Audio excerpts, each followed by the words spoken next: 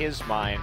And the Zed ban going to come in right away from KT. They did beat Kongdu in one of their games with Mickey Zed, and a typical ban for this potent assassin mid laner. Nothing too shocking taking that one off the board.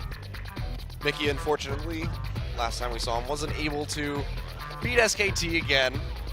And Faker had a, not so much smack talk, just said, you know, I practice hard all the time. Like, I don't know what Mickey's talking about. I always try hard.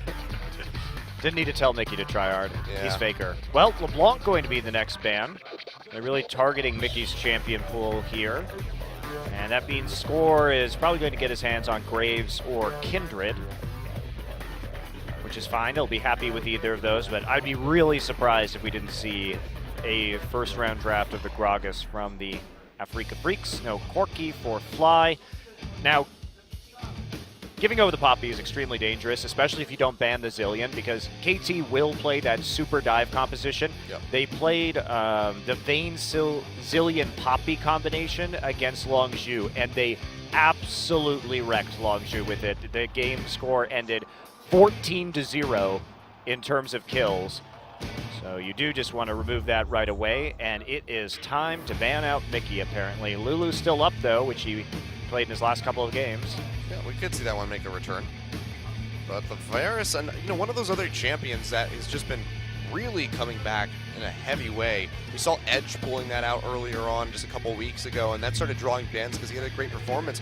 But other mid laners across most teams have been picking up this Varus again, and it's really just harkening back to last season. The Poppy makes it through, though. Trundle is going to be the last ban here from Just take Afreeca Poppy. Freecs, and yeah, of course, it's just going to be the Poppy locked in immediately. Most teams would take Kalista, but KT will take Poppy, and they're just going to take Nautilus Gragas here. Great flex picks for the Afreeca Freecs. If you ban that Trundle, you have an impressive tank line. Now, I expect that this Nautilus is going to be played in the support role, and the Gragas will be played top, and then they're going to play Lulu and then Graves and an AD carry if they do this.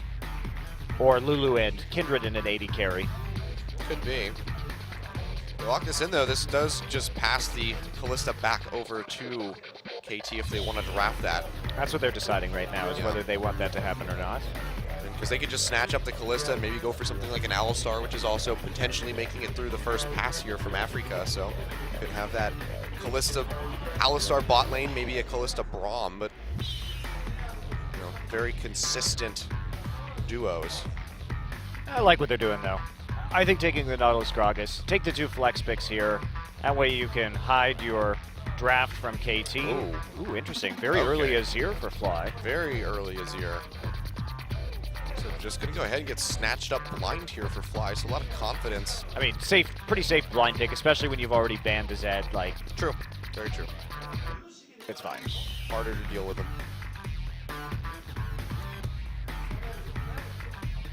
So taking a look at Fly's picks. Fly's played a lot of champions this season, but Zillion, Lux, and Lissandra, his most played. This is going to be his first Azir game.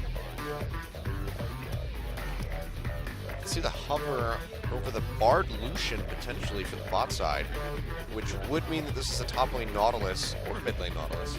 More than likely the top lane Nautilus. Yeah, I don't know what they would be doing for their mid lane then. Maybe a Victor here for Mickey.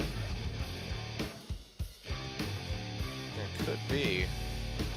Yeah, playing Lulu, you'd be really worried about late game damage output here. You'd be putting a lot of emphasis on Songyun, which, to be fair, has been well warranted from the Afreeca Freecs this season. It's not like they've been doing poorly when they really focus around helping Songyun to carry. They should bring out Talon. Mickey's Talon. All right, I'm up for anything. I'm up for anything. Braum. I think that'd be a fun game. And the Kindred, no surprise. So this is quite a CJ-esque composition coming in from KT. Wait for that Kindred, of course, and Score had a lot of great games on Kindred in the early parts of this season, and then Kindred was banned for a while and nobody could play it. But as of late, there haven't been so many Kindred games for KT Rolster, but Score was quite good when he used that Lamb's Respite, and he's going to get it again. So heavy tower diving here coming in from KT, and they are good at tower diving with Poppy and Alistar. They've got a lot of follow-up dashes with the Kalista, Azir, and the Kindred. Afreeca going to have to be quite wary when it comes to the mid game that KT don't just start all-inning them under the turrets. So you're really taking their time with this last pick. Cover comes in for the gangplank. That could work, but they would be pretty heavy on the AD emphasis. And against the big Poppy and Alistar. But the Lulu, Lulu isn't bad here. You just have to have a lot of confidence that Songyun is going to carry this game. Yeah, you did mention that we could see this picked up here. I think Victor's a better pick. I think it's a safer pick. Oh, okay.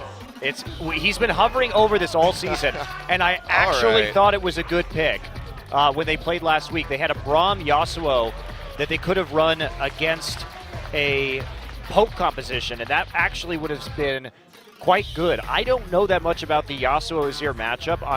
On paper, it doesn't seem great. Yeah, there's not a whole lot that you really block. The wind wall doesn't seem like it'd be really that useful. But I also don't know whether wind wall can block Azir ultimate or not. That's a good question. Yeah, actually, it's a really good question. I don't know. Maybe the Emperor's Divide could be blocked. It would stop at the wind wall. Yeah, I imagine that the wind wall does act as it does against an Orianna ball, where it just stops in front. So maybe the Sand Soldiers... They would stop in front, yeah, the Sand Soldiers would stop there. And it would stop Azir coming in on the E. Well, it's going to be interesting. I know nothing about this matchup. Yeah, I mean, if Fly wants to get in onto Mickey, he's going to have to bend and weave his way around those wind walls. Could be exciting. I think so. This is a great draft to kick the day off with. It is, and they have a lot of knockups with the top lane Nautilus ultimate, of course, and the Gragas ult. So they've got some good setup here for the Yasuo. We've been waiting for him to play this. He's been hovering it all season. I actually think it was a better pick last week when they could have run, like I said, Braum Yasuo against a poke composition. But they got the win versus Samsung anyway, and now we're going to see what exactly Mickey can do in this matchup versus Azir. Very curious, but very exciting. Yep. Definitely one to keep our eyes on and see how that's going to develop as we move forward through this game. Yasuo on the board. Let's see what happens. Game 1, KT versus Afreeca coming right up.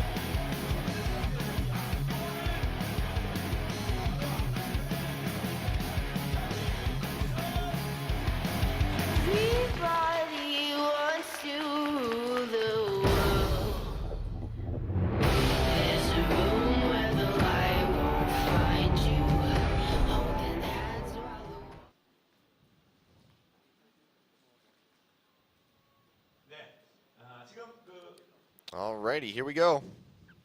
I guess we're just going to look at Fly. Just gonna look at it, zoom into his face. Oh, we have a pause coming out, actually, is what it was. All right, that was a little weird. Yeah, they had to fast forward the game up to the pause, so we'll figure out what the issue is. Looks like it might be Snowflower. Yeah, somebody on it. Yeah, Snowflower here on Afreeca, maybe having some issues.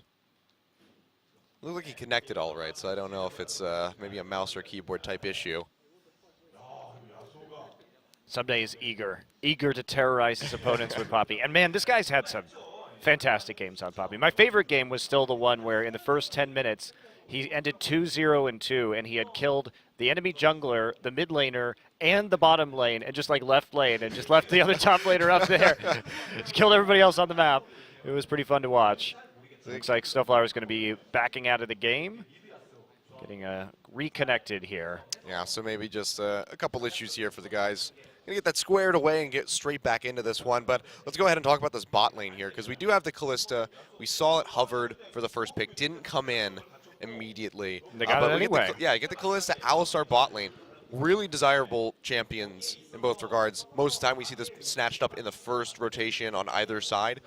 Going up against this Lucian Bard, do you think we're going to be seeing a lane swap coming out from these guys, or do you think that it's kind of evenly matched? I think that there probably should be a lane swap coming out if you don't want to face that Kalista in lane, which is generally pretty smart. Remember, we are still on patch 6.5, so this is not 6.6 where some of those changes to Kalista are going to be coming through. And Alistar. And Alistar, that's a very good point. Yep.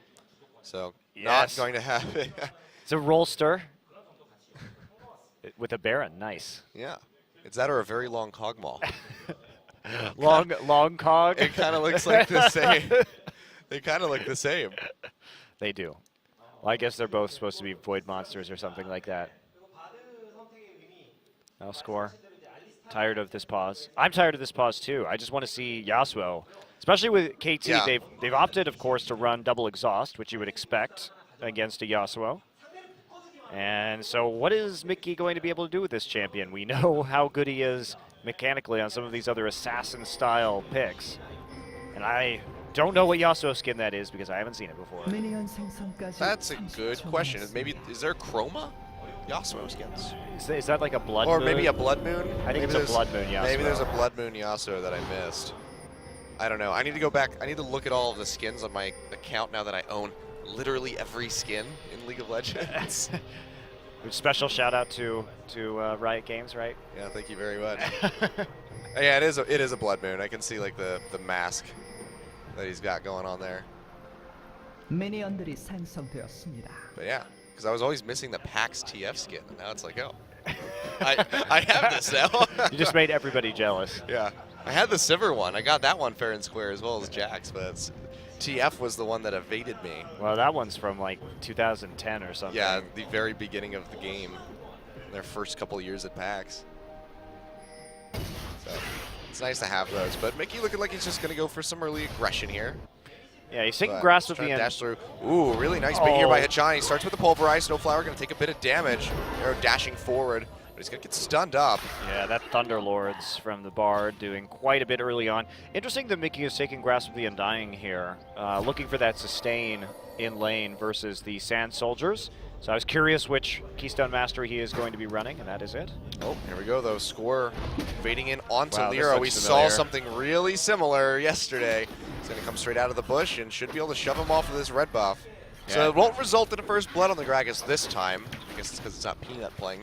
But Also, it's not a level 3, and the Yeah. pathing here not quite as poor or greedy from Lyra. Instead, this is just a gromp is into true. the red buff. So Score just using that early power of Kindred of Grass and the fact that he got that red buff picked away, and Score going to go ahead and burn his smite right there. Arrow having to be very careful. Early use of the heal. yeah, taking a lot of damage. He'll It's- already pop. That is. I mean, that's a big mistake. They knew that Songyun and Snowflower were going to be hitting that level 2 faster, and they were playing too far forward. Of course, that Thunderlord's damage from the Bard in the first couple of levels is absolutely brutal to hold back for a little while. So 14-4, early CS lead, and the Afreeca Freecs doing a good job of dealing with KT's duo lane. Yeah. And you know, this kind of started off of that gank that or that setup at least in the jungle that KT had with Hachani, and they just was good on Afreeca Freecs to turn that around and come out on top of that trade. And now you can see they're just punishing Arrow as much as possible in this bot lane. Good pathing from Score, though. I like how he came all the way back to his red buff to prevent the invade. He also knew that his bottom lane was going to be pushed in and was losing these trades, and so by coming down there faster, he eliminated the possibility of them roaming into the jungle as they tried to do to take away that red buff, and that means that he will get the 3 buff in the end. So a little bit of an advantage right there to Score. Yeah, and that'll help him, you know, maybe impact this bottom side and turn it around for his team, because KT, they are getting back on pace here, evening up the CS as best as they can. Fly going to get aggressed on here by Mickey, who's just weaving his way through these minions to get into the face of that Azir. A little bit of a knock-up. Doran's shield, too, and so with the Grasp of the Undying and the Doran's shield, he has a lot of sustain in this lane, so he can make those aggressive trades, moving in, and still be able to heal right back up afterwards. So, also in this top lane, early recall from Ixu. He went back and picked up another Doran's Ring and a Pink Ward. Same thing for Someday. Yeah, so both of them usually, trading that. usually we don't see them leaving lane quite this early. Someday starting with the Ruby Crystal and Cloth Armor, probably building into the fast Sunfire Cape. So not really respecting the magic damage coming out of Ixu here. No Cowl to start things off. Yeah, and that could harm him a little bit in these trades, since it is the double Doran's Ring here for Ixu. But so far, Someday doing a pretty solid job. Just looking at the health bars on the screen, he is chunking him down in these trades and getting a little bit of a CS lead, but he's shoving into that tower, so we'll see how much Ixu can pick up. We'll keep our eye on that number. Mickey, though, going in against Score, but can dash straight back in through those minions. Throws down the wind wall as well for good measure. So he only takes a little bit of damage. Yeah, Kindred's still there. Lyra, though, wants to catch up and farm. There's been a lot taken away. Fly's going to find him there. I think he actually got all 3 of the little minions, too. Yeah, Lyra going to get the big one. But yes, more and more farm denied from Lyra. No, Lyra did get the small ones right there. Oh, he did? Okay. I was looking at his CS score, so got all 4 from that camp, and just some deep boards going in. So All nicely picked up.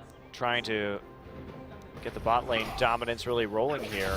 I mean, Arrow having to burn that heal that early was highly problematic, and even though they tried to get the drop on Songyun and Snowflower, the Thunderlords at level 1 for Bard is just a huge amount of damage. Way higher than pretty much any other support.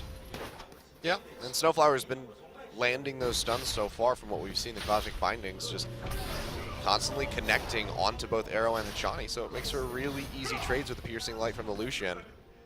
Add the double tap on top of that, and suddenly your Glyss is down below half HP. Yeah, the burst definitely way up there. Zeal first for Mickey. Pretty clear you're going to want to go for a static shiv. You need some form of wave clear against the Azir, or else he's just going to push into your turret and knock it down by using his Sand Soldiers. Now we see Kindred coming in for a gank, and this is Ixu being quite low. This is not looking good for him. There is nobody to help. Score's not level 6 though, so they have to be really careful with this dive. It's going to be the stun into the wall here onto Ixu. Somebody's still tanking this one up. Score getting popped up by the depth charge. Will be able to finish him off, but he's slowed out. Nice dash away. Will take him to safety, but barely so. Has to chug on that potion to keep himself alive. But that's going to be first blood going over to KT. Yeah, really good leash there from Someday on the top side to go ahead and secure that kill. Ixu chose the right target, but it just wasn't enough damage to actually take Score out. And like you said, playing with fire a little bit without that level 6 and the Lamb's Respite, but he makes it work anyway.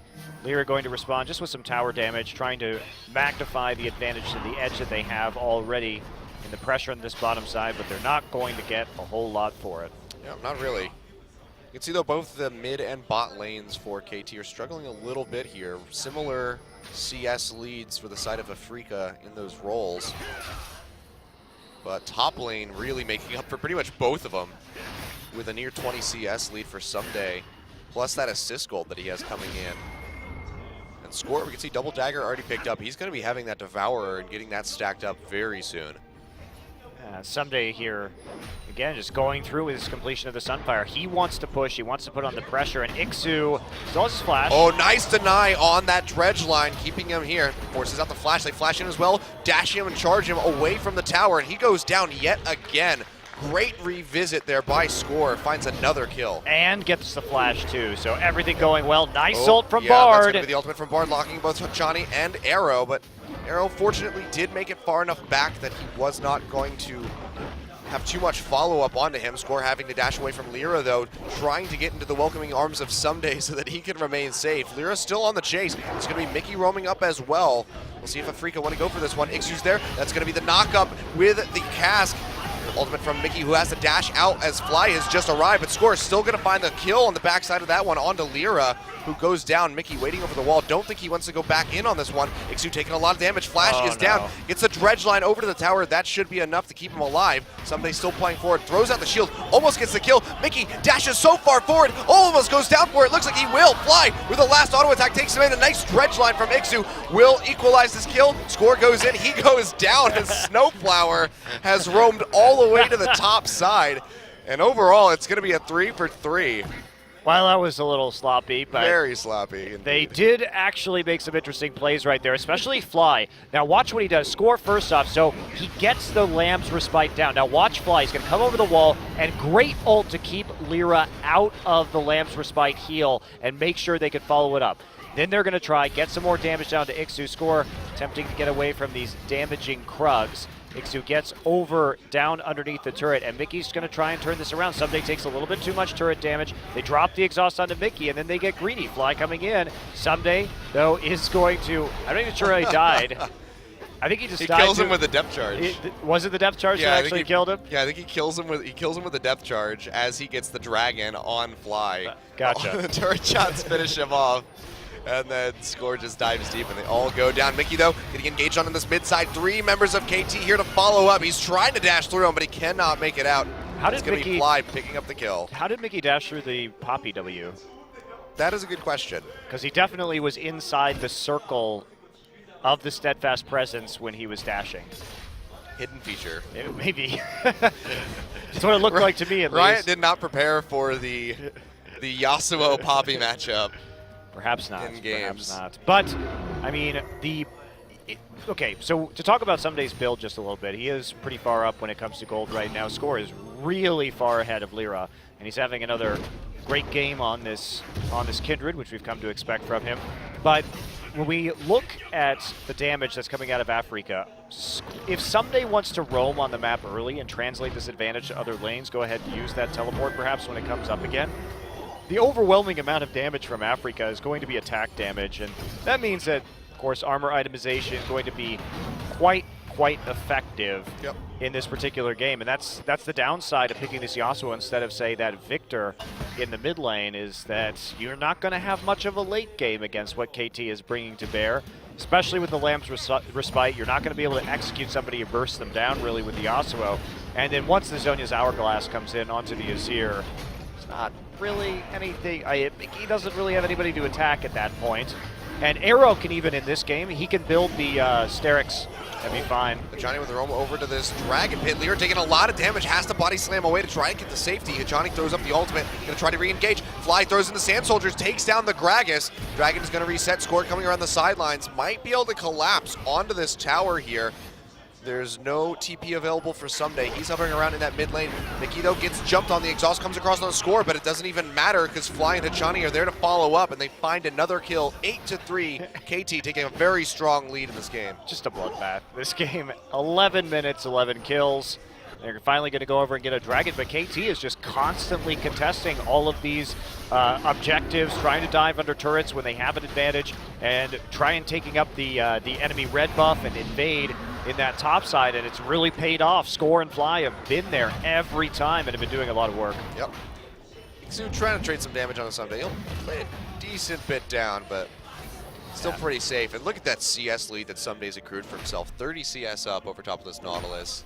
The constant revisits by Score just doing so much work for the Poppy. Yeah, and he's built Ninja Tabby too, which doesn't really help him against the burn damage coming through from the Sunfire. So Afreeca now, they decide to send 4 people into the top side. They're like, screw this, maybe we can at least get a kill onto Someday, or take down a turret and make something out of this game. Try and recover some of that lost gold. Score and Hachani now coming to the top side of the map to defend the turret. Someday sticking around. Yeah, he's going to stick around, but here comes 2 members of KT. It's going to be the depth charge over onto Score, who's staying alive. Ajani flashes away, trying to get the safety. Nice Lamb's Respite to keep him alive, but I don't know if it's going to be enough. Tower's not even aggroing onto Afreeca right now, so they don't take any shots during that exchange. Nice cast into the knockup by Mickey, and he goes down, so 2 kills picked up for Afreeca, just like that, turning the gauge back in their favor. Yeah, Afreeca deciding that they just need to go ahead and 5-man one of these lanes to get that gold disadvantage just a little bit smaller, and it actually works because KT didn't have a presence at the bottom side. They couldn't take a cross-map objective, and now as a result of that, they're only 800 gold down. Fly also roaming up instead of putting pressure on the mid lane turret. They're going to do what he can to even this up, but he is not going to burn through that tower on this wave. It's a very weak Kalista right now with only the Blade of the Rune King, so. Yeah, the later this game goes, though, I mean, Afreeca, they have to get a big gold lead now, because even if they take this game late or they're able to make some sort of plays right now to delay KT's victory, once Arrow gets Maw and Sterix alongside the Hurricane and the Blade, they're not killing him. Once Fly gets the Zhonyas, they're not killing him, especially with the Lamb's Respite, and everybody else is going to be too tanky, and Yasuo will be 100% useless. I'm ready for the triple inhib down, Nexus exposed, Hail Mary Yasuo play, where they just get a 5-man ultimate, they sweep through KT and win the game off of it. And then KT just throws a Lamb's Respite down, and that's the end of that. Pretty much. See, that not going to be much of an engage in that bottom side, but Lyra gets caught out here. Score going to find that kill with the help of Mickey, who dashes over the wall. Mickey to follow, though. Fly actually comes out on top of that one, but Songyun arrives and does finish off the Azir. So far a 2-for-1 Score on the run. Lamb's Respite not available, but Johnny is here to Play CC, very aggressive play by Snowflower. The auto attacks, he can't finish him off, chugging on the potion. So he barely stays alive. close. Oh, Snowflower, almost with a hero play, just cannot equalize the kills. Well, I like what we're seeing the Afreeca Freecs do. They're at least trying to get back into this game by being tricky and by using the advantages they have in that bottom side. The bottom lane has been the one that's been winning for them. Songyun picks up another kill, and so they just commit Ixu, who's already sort of lost this top lane, into attempting to use his crowd control to make picks with the people who are strong. And take a look at this one. Fly going to come through, Snocklear right in the wall, put him in a little box on the side. Fly going to flash over right here, move his Sand Soldiers, and then Mickey just standing in the crossfire. Yeah, double Sand Soldier with the Nashor's. Thunderlord's proc and everything in there with the Nashor's Tooth. That was just some filthy damage that Fly laid down onto Mickey's face. Mickey decided that he's not going to be going for a Hex Drinker second or anything like that either. He's just going for more Zeal items. Which is, I mean, it's Yasuo, sure, you need the crit, but Hex Drinker is such a good item right now. I think Hex Drinker might be a good choice against this here. Like, yeah, all things aside, like, obviously you want the crit items as quickly as you can possibly get them, but you also want to be able to live. So even that Hex Drinker would be very good. Let's be real, even Merc Treads right now might be. You Sure. just buy the Merc Treads and, you know, suck it up for the time being before you can get that second Zeal down and really start to stack up that crit. But yeah, I don't think a Zeal immediately is going to be the right choice. I agree. Arrow getting aggressed on. It's going to be the Bard ultimate coming down on top of him. Songyun already using the calling. Trying to follow up here. Arrow taking a lot of damage. Fate's Call gets popped, throws in. Gets a double pop up onto Snowflower and Lyra. Takes a magical journey away. Fly not going to be able to collapse in time in that bot side, so it will be the disengage. But a nice aggressive play by the side of Afreeca. Unfortunately, not able to get any kills out of it. Yeah, they're continuing to punish Arrow, though. You can tell that Afreeca knows that their ticket to victory here is definitely Songyun at this stage, and they've got to keep him ahead. They've got to keep getting these turrets, and they are going to grab another one, so they pull back within about 500 gold. So Afreeca just barely hanging on, but they need a lot more. If they can get another turret here, it would be fantastic for them. Well, they're going to go for the push. Someday is about to get teleport available in the next 2 seconds here. Okay. And there it is. That's going to be Ixu going forward, trying to get onto Hajani. A nice triple knockup. He's taking a lot of damage. The Alistar ultimate not available, but Score has joined the fray, as is Someday. Gets a knockup onto Songyun. They take the magical journey through, and this is KT sweeping the floor with Afreeca Freecs. Mickey trying to equalize something as he stands on the Lamb's Respite, but he goes down, and Someday will finish off the ace as he hounds down Lyra. And just like that, I think KT just put the nail in the coffin. This game is ridiculous. I do understand why Afreeca is playing the way they are, though. They need to use this Yasuo, but... This is really aggressive onto an Alistar. Yeah, well, he didn't have ults, and neither did Arrow, so they knew that, so I actually like this play. They thought they could have the burst to go ahead and finish this one off, but Someday's just going to pop right in, knock up Songyun, head through the magical journey himself, and Fly's already there on the other side with his Sand Soldier wall at the exit. And I don't know how Mickey can actually dash in that Steadfast Presence. It's really annoying me. I didn't know you could actually do that. But apparently you can. I don't know. Riot, please. Fix the Yasuo Poppy interaction. But yeah, what a crushing fight by KT Rolster. Second dragon of the game has spawned, and they're in a pretty decent spot to be able to go ahead and pick that up for themselves. You can see everybody coming off of that recall. Several key items coming in here. The Runaan's Hurricane has been completed by Arrow. You can see Riley's Crystal Scepter for Fly as well, so going for that aggressive yet defensive item. Fly's been great on this Azir. His roams have been Yeah. on point. His ultimates have been really good to sweep people off the Lamb's Respite or to sort of block off that magical journey and make it a little bit more difficult to fight on. Really like what we've been seeing from Fly. This is the kind of carry presence in the mid lane that KT has sorely lacked this season, and especially because the old iteration of KT Rolster with Nagne was a fantastic Azir when it came to team fighting, so it's good to see that hasn't been lost even with the roster changes, that they still have that weapon as a team. Ixu trying to gather up as much CS as he can before he has to hightail it out of that top side of the map. Still suffering heavily in the matchup, and the rest of the lanes, you know, very small advantages over to Afreeca, but I'm pretty sure that Someday almost makes up for all 2 lanes plus the jungle. I mean, small advantages, but there's a 154 Yasuo versus a 725 Azir, so Yeah, it's I'll the kills that sacrifice, you know, 10 CS for that. Oh, absolutely.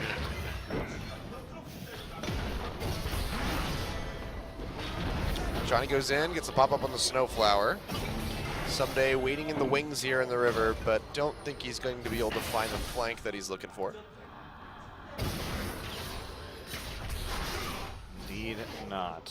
So KT, I mean, they got that early ace, but they couldn't do anything with it because there was no Baron spawn at the time. It came in at 18 minutes. Still got themselves a nice 4 or 5K gold lead from a game that was coming back and looking like it was going to be more even. Looks like it will be a Trinity Force for Mickey, second.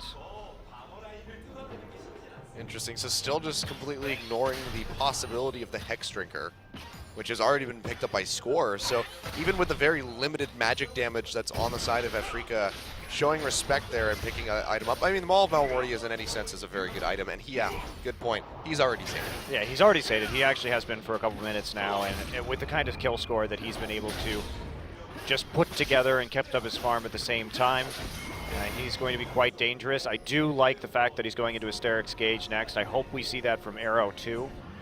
That way they are just entirely Yasuo-proof. Yeah. I think 2 of the kills and assists that he got were before he got the Devourer built. So the rest of those, I believe, went straight into getting sated. So much. It's a lot of kills. Yeah. Again, just one of the earlier sateds that we've seen. Peanut doing a really good job of that. Ambition. Yesterday, and Ambition, of course, I believe with the fastest one, as you were talking about yesterday, in the 17-minute range. It might have been 17 minutes in this game. I wasn't actually looking. So with how much he's done on the map already, it wouldn't surprise me to see Score all the way up there. Have to take a peek back at it after the game and see just what time he got that at. But doing much better than the rest of his peers who have been trying their hands at the Kindred Devourer. How about the 30-plus minute Devourer, the dream? Or the 37-minute game that never got sated. That was the worst. That was a heartbreaker. But we have 21 kills in 22 minutes. It hurt my heart watching it. Not going to be the case in this one. The sated Devourer has been accelerated. Asterix Gauge now finished. KT setting up for a siege here with a couple of AD carries in the Azir, protecting their rears with the Azir passive turret. They have the pressure, so they need to keep on pushing as best they can. Someday here in the bottom side, be very annoying. His Sunfire and his Iceborne Gauntlet slowly chipping away in the mid lane. Somebody has to go deal with Mickey, though. And nobody can 1v1 him, really. He may be a very behind Yasuo, but only Someday can deal with him. Fly might be able to. Actually, speaking of Sunday, they go really aggressive. Tries to get the pop-up on the Song Yu. Not quite going to go through. And Johnny taking up this tower, going low with that ultimate there. Score gets grabbed up with the Dredge Line. Lamb's Respite is there to keep him alive for the time being. Still taking a lot of damage. Persified has to come out just to keep him alive. Fly gets popped at the cask, however. And Mickey goes in for the kill. Fly is going to go down. Johnny to follow. Score as well. Lamb's Respite already being burned out. He goes down. Arrow trying to do what he can with the Hurricane. Trying to get as many stacks as he possibly can, but it's not going to do anything. Only gets 1 kill onto Mickey. Nice. What interaction was that? Somebody just knocking Snowflower back into his own magical journey. Finds a kill. Looks like he might be able to get another one, but he's out of mana, and Ixtu is here. The Dredge Line not going to connect. Someday going to have to go on the run. He just needs to buy time for his allies to respawn. Yeah, don't think he's going to get out of this one. A nice stun over the wall by Snowflower. And that is going to be an ace, or an unofficial ace, onto KT. What was that what just happened? I don't know. Song Yu also didn't get knocked up there for some reason. He got, like, stunned, but it seemed like it was a graphic error where he didn't go into the air. I've seen so many hidden features in this game, it's ridiculous. So, yeah, the Lamb's Respite was early and not well placed, which allowed this play to happen with Lyra and Fly falling up with Mickey onto Fly right there. Score going to drop very early on, but KT, yeah, they gave the heal over to their opponents, didn't get the value out of the Lamb's Respite by pushing too far forward. Yeah. And then Arrow also flashed in to kill Mickey. Oh, we don't get to see the really bizarre Poppy interaction. It's like, I'm going to stun you so hard you go back into this wall that you go back into your magical journey. Not in my house. This has been a really weird one for champion interactions. Magic is banned here. It's all right. We're over 1 kill a minute in this game. It's just a total bloodbath. A lot of mistakes for both of these teams. KT definitely should not have gone in at that point in time, and the use of the Lamb's Respite, normally very good from score, was pretty bad. Yeah. It was also really rough engaged by Someday, going really deep. I don't know what Tower wasn't quite that low at the time of going in there. Also, Songyun didn't get knocked up, but maybe sort of got stunned. He was disabled. We'll call it a disable. And then Hachani just tanking up that both of those towers at some point for a very long time. Got burned even through the ultimate. So really poorly executed dive by KT. But not going to think about it too much. Going to go straight over to this Dragon, net themselves the third. So on pace to be able to get a 37-minute 5th Dragon. Should they be able to continue on this path. But making mistakes like that, it does allow Afreeca to potentially inch back into this game. Right now, they're still down by about 3.2 thousand gold. So not too much separating the teams. It's definitely surmountable, but it would take a lot of effort on the side of Afreeca and a lot of mistakes from KT. And a lot of not actually buying the right items. And now that Someday has that Thorn Mail, it's even harder for Afreeca to do anything against him. Yeah. Steric's already coming through. Arrow actually going for armor penetration here. I disagree with this. I think you just go for the Steric's and say screw it, and just play for the sustained damage in a team fight. You will burn through their big tank line eventually. You just need to survive the Yasuo burst. Yeah, we'll see what Mickey's trying to pick up here. Just has a pickaxe in his bag right now.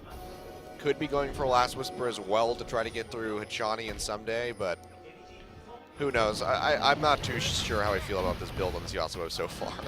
It is a good build. It's a really good build for dueling and split pushing, actually. That's what the Trinity Force is usually for on Yasuo, because you can just 1v1 people with the Sheen procs, and it's really effective. But if you want to go for the big team fighting ultimates, that's where the Infinity Edge is a lot better. Yeah.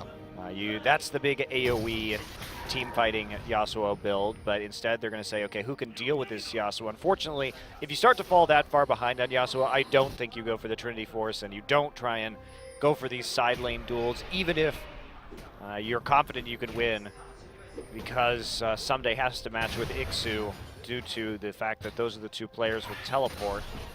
There aren't that many options, at least in the 1v1, and especially with the way Arrow is building for the Mortal Reminder. Ah, interesting. We talked about this a little bit yesterday, and it was into a Kindred, and we're like, okay, we like the Mortal Reminder because you're negating a bit of the Lamb's Respite heal. I don't know what Arrow is doing. I think he's losing his goddamn mind because who is that for? I guess Gragas passive? That's what I got. I'm gonna nerf the hell out of your W. Your passive. Because his passive heals him. Yeah. So, but not that much. I mean, it's a good amount. HP. I think it's 2% of total HP per spell cast. Now I'm gonna make it 1%. Yeah. Screw you, Lyra. You need to cut back on your consumption. I'm making your happy hour less happy. You filthy alcoholic. The Mortal Reminder is reminding him that his alcoholism is resulting in a shorter lifespan. Yeah, you are very much... I honestly have no idea what that Mortal Reminder is. Building towards your mortality. I don't know. That is a really odd choice by Arrow. I thought he was just going to leave it at the Last Whisper. Maybe go for the Lord Dominic's Regard. But I thought it was going to be at least just the Last Whisper to sit for a while and then start building something else like the Steric's Gauge. But no.